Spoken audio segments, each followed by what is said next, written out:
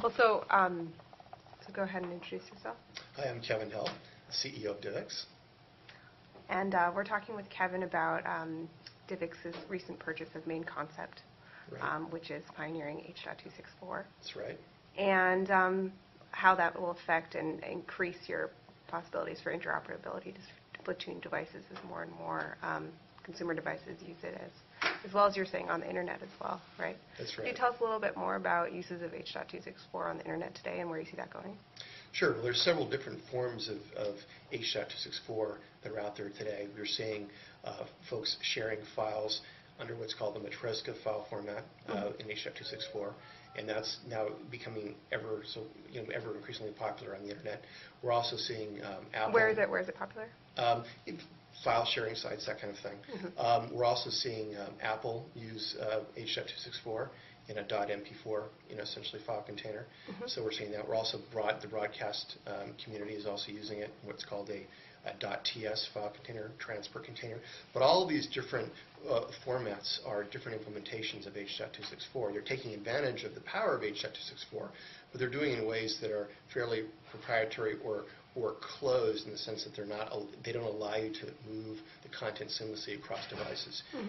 Our goal is recognizing the power of H.264 is to allow consumers to have the freedom to move the content to the devices in their lifestyle. Yeah. So we're looking at building solutions that allow you to have to harness the power of H.264 and the compression capability of that, but allow you to have the freedom to move that content across the devices that are in your life.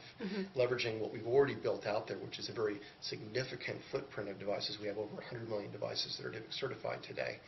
And we're working with all the major OEMs and all the chipset companies. Historically, that's been based on an MPEG-4 solution, but going forward now with the Main Concept acquisition, we're looking at expanding that and increasing the support so that we not only have MPEG-4 based solutions, but also the ability to do H.264 solutions as well across all these devices. So when I'm trying to watch higher quality content on the internet, that's something that you'd been trying out quite a bit on Stage 6, but what do you think the experience is going to be? How can we get it to be easier? Meaning not having to download all sorts of different plugins to view it. Sure.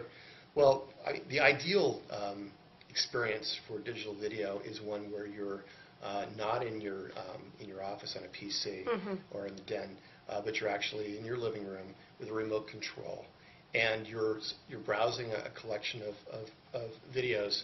And you're up, down, right, left, select with a remote. You're hitting play, and the video just starts. It's just really simple. And the video is very simple. The video is very high quality HD video, and it looks spectacular and stunning on a big screen TV. That's the experience that we're really looking to enable with DivX. So that would be longer form content, maybe more professional. It can be either longer form, or it can be a content that perhaps somebody with an HD cam has created that is interesting in some way. Special interest content, user-generated content. It can be any mixture. It can be premium content. We're working with major studios to enable that kind of use case. It can be a long-tail content where you've got independent, specialized foreign film content, whatever it might be. Or you could have user-generated content, the things that people find uniquely interesting that they've created themselves. So you see that moving away from the PC as it's increasingly able to. Absolutely. I think the PC is good for certain types of interaction with content, to find content, perhaps to manage content. But in terms of actually consuming content, it's actually not a great medium to actually experience the content. And so we believe that it's much more compelling to watch it on a big TV. Obviously, plasmas and LCD TVs now have really exploded in terms of being prevalent in people's homes. They're HD capable displays. And they can create a tremendous experience. But you want to be able to experience that content, digital video content on those devices. And there's tremendous potential there, but it's very, very hard to do. If you want to watch content today that's off the PC, it's very, very difficult to watch that in your living room. We offer a solution today, which is you burn the content onto a disk, you walk it over to a DivX certified device. In the future, using connected devices, DivX connected devices, we want to enable that so you don't have to do any kind of burning or walking it over to the living room. It's just there, and it's available on the device on the fly. Has your opinion on that at all changed? I know that you tried out the Stage 6 site, and you're now in the process of or have already spun it off. I mean, what have you learned from that, and how has your opinion changed about how people enjoy content online? Well, yeah, we're absolutely in the process of spinning off Stage 6. We've announced that to the marketplace. We want to work with all the different content communities that are out there, and really in a powered by DivX model. So Stage 6 becomes one of hopefully many sites that choose DivX as a format and a language to deliver content. We believe that we have a very significant infrastructure devices that are all able to take DivX formatted content, and we believe that a lot of the content communities and distribution sites will want to take advantage of that to reach the living room. We really are one of the only ways that these sites can reach the living room. So as content communities decide that they want to move beyond just being a PC experience and really want to enter into the living room, we're one of the only games in town to be able to actually do that across any devices in your life. Apple can do it, yes, but it's in a very closed solution. We can do that in a very broad context across all the devices that are in your life. Yeah, but I mean, is there anything in particular that you learned from having one of those destination sites on your own? In terms of the types of content that people like? Just the people's habits, and in terms of, I mean, at one point you thought maybe this will be a core product, we'll see, and then you ended up thinking that it wasn't really central to what your main object is, right? Yeah, and I think from that perspective, and be clear about the rationale behind the spinoff was the Stage 6 business is obviously in a very early stage of development. The entire market is obviously in an early stage of development, and therefore, in terms of the maturity of the business model, it's obviously earlier stage. There's a lot of costs associated with the asset in terms of bandwidth. But obviously the revenue is still being worked out in terms of how people make money in that space.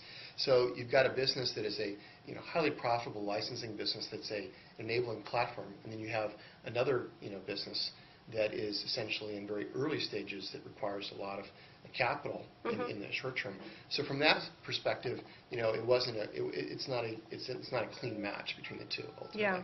And so we felt that it made a lot of sense, given that we're a public company and given that we've got a highly profitable licensing business, that we wanted to be able to essentially spin this business off and allow it to become a powered by DivX content site that we could do in a variety of different partners out there, not just Stage 6, but many others that are essentially out there. And when will you complete this spinning off? Our stated goal was by the end of the year. Okay. So we're working towards that. You're still working? Okay. Yeah. So absolutely. It's close to the end of the year. Can't say anything more beyond that other than we're running a process apace. And, and we're optimistic about the outcomes. So. But in terms of what we learned from that, I think we learned that people value high-quality content, that people liked an alternative to a flash-based, low-quality Because you ended up paying for a lot of bandwidth for them to enjoy. It's more expensive. There's no doubt about it. I mean, the bandwidth. But you saw the use. We saw the usage, and we what saw kind of traffic growth. Did it have? The latest numbers that are, you want to? Upwards of 10 million visitors a month. 10 million uniques a month, exactly. Who are you over there? I'm Tom. Hi. Just Tom. Nobody important. So it's been in the Alexa top 100 sites out there, so it's done extremely well. It's seen tremendous growth. And it could absolutely... It's not on the revenue side. The revenue model, it's at the stage of the business where it's all about really grabbing, real estate essentially, and it's a land grab. It's really about getting eyeballs and building a very large community. And so the focus has been around that. It hasn't been really focused on monetization yet. It's been around building the asset, getting an audience, and getting viewers essentially. And it's been tremendously successful at that.